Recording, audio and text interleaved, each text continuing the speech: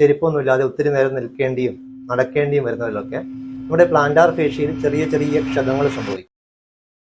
രാവിലെ എഴുന്നേൽക്കുമ്പോൾ കാൽപാദം നിലത്ത് കുത്താൻ പറ്റാത്ത രീതിയിൽ അതിശക്തമായിട്ടുള്ള ഉപ്പൂറ്റി വേദന ഇന്ന് വളരെ സാധാരണമായിട്ട് കാണുന്ന ഒരു പ്രശ്നമാണ്.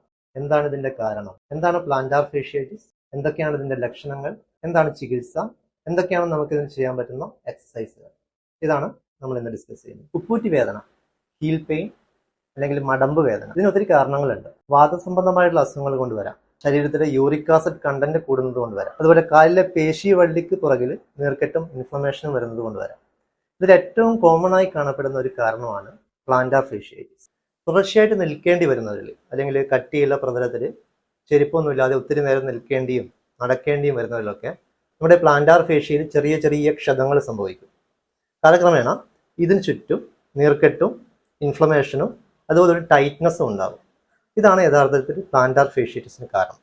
കാലിന്റെ ഉപ്പൂറ്റിന്റെ അടിയിലുള്ള ഈ ഒരു പർട്ടിക്കുലർ പോയിന്റിലാണ് വേദന ഏറ്റവും കൂടുതലായിട്ട് കാണപ്പെടുന്നത്. ഈ ഭാഗത്ത് നമ്മൾ വിരലുകൾ കൊണ്ട് അമർത്തുന്ന നേരത്തും നമുക്ക് വേദന തോന്നാവുന്നതാണ്.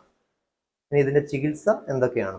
ആദ്യഘട്ടത്തിൽ നീർക്കെട്ടും ഇൻഫ്ലമേഷനും കുറയുന്നതിന് വേണ്ടിയിട്ടുള്ള ആന്റി ഇൻഫ്ലമേറ്ററി മരുന്നുകൾ കഴിക്കുക. വീട്ടിന്റെ അകത്തും പുറത്തും ഉപയോഗിക്കാവുന്ന തരത്തിലുള്ള സോഫ്റ്റ് ആയിട്ടുള്ള ചെരുപ്പുകൾ, MCR ചപ്പലുകൾ ഉപയോഗിക്കുക. പ്ലാന്റാർ ഫേഷ്യക്ക് വേണ്ടിയിട്ടുള്ള എക്സസൈസുകൾ കൂടി നമുക്ക് ചെയ്യാവുന്നതാണ്. വേദനയുള്ള പോയിന്റിൽ PRP ഇഞ്ചക്ഷൻ അല്ലെങ്കിൽ ലോ ഡോസിലുള്ള ഒരു സ്റ്റിറോയിഡ് ഇഞ്ചക്ഷൻ ഇത് നൽകുന്ന വഴി വളരെ ഇംപ്രൂവ്മെന്റ് പലപ്പോഴും കാണാറുണ്ട്. വളരെ വളരെ അപൂർവമായിട്ടാണ് പ്ലാന്റാർ ഫേഷ്യേറ്റിസിന് നമുക്ക് സർജറി വേണ്ടി വരുന്നത്.